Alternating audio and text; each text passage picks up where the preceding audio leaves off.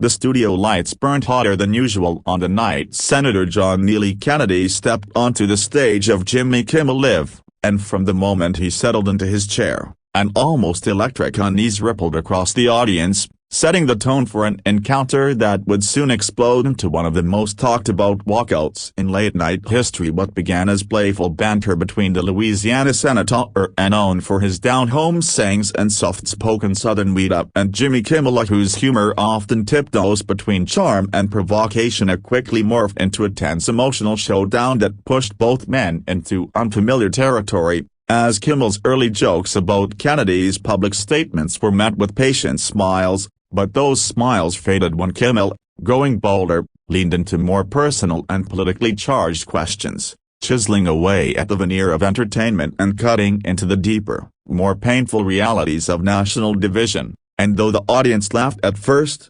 sensing nothing more than heated comedy, the room slowly tightened when Kimmel's tone shifted from teasing to disbelief, his questions losing the rhythm of a routine and taking on the sharpness of genuine challenge, prompting Kennedy to stiffen, his eyes narrowing not in anger but in hurt pride, as if he had come expecting a spirited conversation but instead found himself standing alone in a spotlight that felt suddenly hostile when Kimmel launched into a particularly brutal line of questioning, one that drew a loud, stunned gasp from the seated crowd. Kennedy's jaw set in a way that made it clear something irreversible had snapped, and as he spoke the words "Jimmy, you went too far," the studio felt as though it collectively stopped breathing, suspended in the rare silence of a moment when entertainment bleeds into something real, raw, and unexpectedly human. The senator's disappointment echoing louder than any punchline, Kennedy rose slowly, not for effect but with the heaviness of someone choosing dignity over spectacle, unclipping his microphone with deliberate calm before placing it neatly on his chair,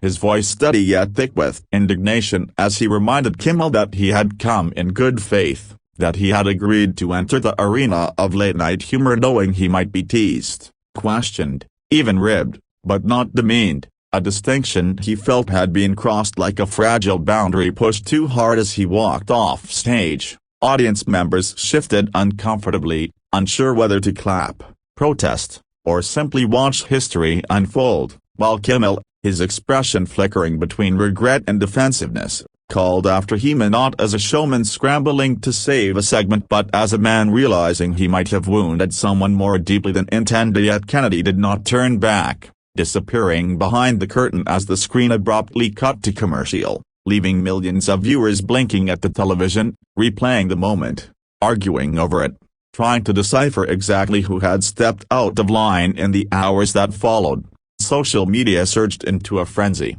with pundits, fans, critics, and casual observers tossing out their interpretations, some accusing Kennedy of thin skin, others accusing Kimmel of crossing ethical boundaries, still others pointing to the moment as a symbol of the nation's fractured ability to engage in civil dialogue without assigning cruelty or malice to opposing viewpoints. And as commentators analyzed every second of the footage, what lingered most wasn't the clash itself but the vulnerability exposed in it, the truth that beneath titles and personas, both the men were simply human beings navigating the complexities of a political world that often demands conflict even when hearts crave connection. Sources later claimed that backstage staff were shaken by the emotional weight of the confrontation, describing Kennedy as unusually quiet, reflective rather than angry, a man who felt misunderstood rather than defeated, and describing Kimmel as pacing, frustrated with himself, acknowledging privately that he had let emotions steer him past the guardrails that comedy requires. Yet out of this uncomfortable collision came something unexpectedly hopeful,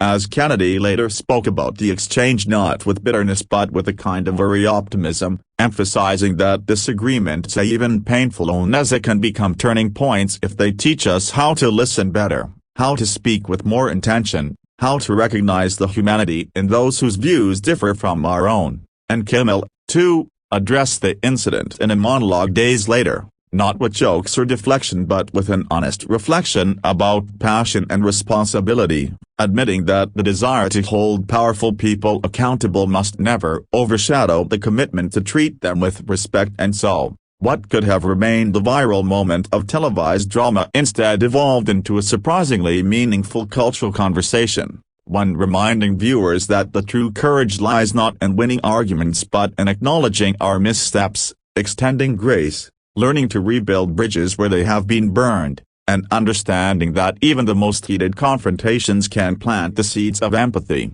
making the walkout not just a sensational headline but an invitation for a divided nation to pause, reflect, and strive toward a more compassionate way of disagreeing, a one in which dignity is preserved, voices are heard, and the possibility of healing remains alive.